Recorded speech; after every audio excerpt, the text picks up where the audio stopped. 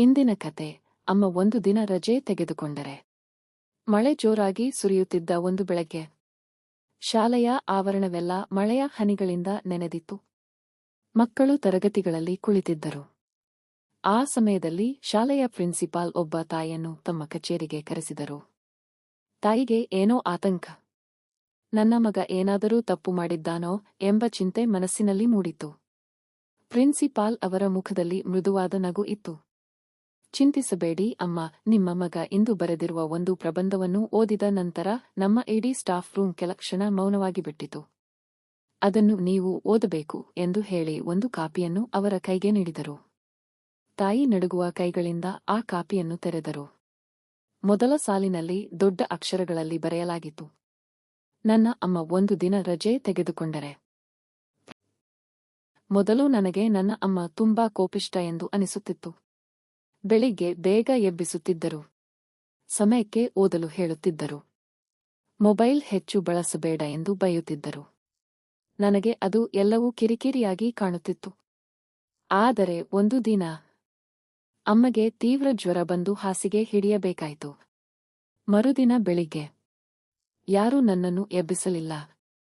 ನನ್ನ ಯೂನಿಫಾರ್ಮ್ ಇಸ್ತ್ರಿ ಆಗಿರಲಿಲ್ಲ. ಟಿಫಿನ್ ಬಾಕ್ಸ್ ಖಾಲಿಯಾಗಿತ್ತು. ಅಪ್ಪ ಅಡುಗೆ ಮಾಡಲು ಪ್ರಯತ್ನಿಸಿದ್ದರು. ಅವರು ಮಾಡಿದ ರೊಟ್ಟಿ ಭಾರತದ ನಕ್ಷೆಯಂತೆ ವಿಚಿತ್ರ ಆಕಾರದಲ್ಲಿತ್ತು. ಆಗ ಮೊದಲ ಬಾರಿಗೆ ನನಗೆ ಅರ್ಥವಾಯಿತು, ಒಬ್ಬ ಅಮ್ಮ ಬೆಳಿಗ್ಗೆಯಿಂದ ರಾತ್ರಿ ತನಕ ಎಷ್ಟು ಕೆಲಸ ಮಾಡುತ್ತಾಳೆ ಎಂದು. ಆ ದಿನ ಶಾಲೆಯಿಂದ ಮನೆಗೆ ಬಂದೆ. ಅವರು ಜ್ವರದಿಂದ ಹಾಸಿಗೆಯಲ್ಲೇ ಮಲಗಿದ್ದರು. ನನ್ನನ್ನು ನೋಡುತ್ತಿದ್ದಂತೆಯೇ ನಗುತ್ತಾ ಕೇಳಿದರು, ನನ್ನ ರಾಜಬಂಧನ. ನಾನು ನಿಧಾನವಾಗಿ, ಅಮ್ಮ, ನನಗೆ ಹಸಿವಾಗಿದೆ ಎಂದೆ.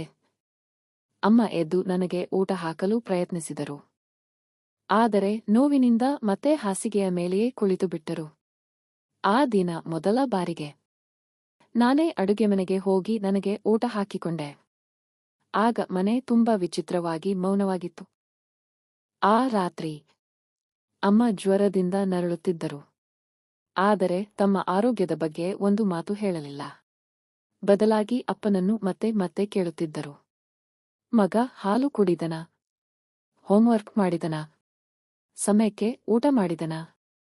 ಅವರ ಕಾಳಜಿ ಅವರ ನೋವಿಗಿಂತ ದೊಡ್ಡದಾಗಿತ್ತು. ಆ ಕ್ಷಣದಲ್ಲಿ ನನ್ನ ಮನಸ್ಸು ತುಂಬಾ ಭಾರವಾಯಿತು. ಮರುದಿನ ಬೆಳಿಗ್ಗೆ ನಾನು ಮೌನವಾಗಿ ಅಮ್ಮನ ಬಳಿ ಹೋಗಿ ಅವರ ಕಾಲು ಒತ್ತಲು ಆರಂಭಿಸಿದೆ. ಅಮ್ಮ ಆಶ್ಚರ್ಯದಿಂದ ನಗುತ್ತಾ ಕೇಳಿದರು, ಏನಪ್ಪಾ, ಇವತ್ತು ಸೂರ್ಯ ಪಶ್ಚಿಮದಿಂದ ಉದಯಿಸಿದನಾ? ನಾನು ನಕ್ಕೆ. ಆದರೆ ನನ್ನ ಕಣ್ಣಲ್ಲಿ ಕಣ್ಣೀರು ತುಂಬಿಕೊಂಡಿತ್ತು. ಪ್ರಬಂಧವನ್ನು ಓದಿ ಮುಗಿಸಿದ ತಾಯಿಗೆ ಮಾತೇ ಬರಲಿಲ್ಲ. ಪ್ರಿನ್ಸಿಪಾಲ್ ನಿಧಾನವಾಗಿ ಹೇಳಿದರು, ಮಕ್ಕಳು ನಮ್ಮ ಮಾತುಗಳನ್ನು ಮಾತ್ರ ಕೇಳುವುದಿಲ್ಲ, ಅವರು ನಮ್ಮ ತ್ಯಾಗವನ್ನು ಗಮನಿಸುತ್ತಾರೆ. ಅದರ ಅರ್ಥ ಅವರಿಗೆ ಸ್ವಲ್ಪ ತಡವಾಗಿ ತಿಳಿಯಬಹುದು. ಆದರೆ ತಿಳಿದ ಮೇಲೆ ಅವರು ಬದಲಾಗ. ಸಂಜೆ ಮನೆಗೆ ಬಂದ ತಕ್ಷಣ ಮಗ ಓಡಿಬಂದು ಅಮ್ಮನನ್ನು ಗಟ್ಟಿಯಾಗಿ ತಬ್ಬಿಕೊಂಡ. ಆ ತಬ್ಬಿಕೊಳ್ಳುವಿಕೆಯಲ್ಲಿ ಸಾವಿರ ಮಾತುಗಳಿದ್ದವು.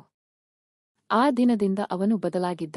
ತನ್ನ ತಟ್ಟೆಯನ್ನು ತಾನೇ ತೊಳೆದ, ತನ್ನ ಶೂಗಳನ್ನು ತಾನೇ ಒರೆಸಿದ, ಶಾಲೆಯ ಬ್ಯಾಗನ್ನು ತಾನೇ ಜೋಡಿಸಿದ, ಅಮ್ಮನಿಗೆ ನೀರು ತಂದುಕೊಟ್ಟ, ಔಷಧಿ ಕೊಡುವ ಸಮಯವನ್ನು ನೆನಪಿಟ್ಟ, ಮಲಗುವ ಮುನ್ನ ಅಮ್ಮನ ಕೈ ಹಿಡಿದು ನಿಧಾನವಾಗಿ ಹೇಳಿದ, ಅಮ್ಮ, ಇನ್ನು ಮುಂದೆ ನಿಮಗೆ ರಜೆ ಕೊಡಲ್ಲ. ಆದರೆ ಮನೆಯ ಎಲ್ಲ ಕೆಲಸದಲ್ಲಿ ನಿಮ್ಮನ್ನು ಒಬ್ಬರೇ ಬಿಡಲ್ಲ. ಆ ಮಾತು ಕೇಳಿದ ಅಮ್ಮನ ಮುಖದಲ್ಲಿ ಮೂಡಿದ ಮಂದಹಾಸ ಯಾವ ಔಷಧಿಗೂ ಸಾಧ್ಯವಾಗದಷ್ಟು ಶಕ್ತಿ ನೀಡಿತು. ಅವರ ಎಲ್ಲಾ ಆಯಾಸ ಆ ಒಂದು ಕ್ಷಣದಲ್ಲಿ ಕರಗಿ ಹೋಯಿತು. ಕೊನೆಯ ಸಂದೇಶ. ತಂದೆ ತಾಯಿಯ ಪ್ರೀತಿಗೆ ಬೆಲೆ ಕಟ್ಟಲು ಸಾಧ್ಯವಿಲ್ಲ. ಅವರು ನಮ್ಮಿಂದ ಏನನ್ನೂ ಕೇಳುವುದಿಲ್ಲ. ನಮ್ಮ ಸಂತೋಷವೇ ಅವರ ಸಂತೋಷ. ಅವರು ನಮ್ಮ ಜೊತೆಯಲ್ಲಿರುವಾಗಲೇ ಅವರ ಪ್ರೀತಿಯ ಮೌಲ್ಯವನ್ನು ಅರಿತುಕೊಳ್ಳಿ.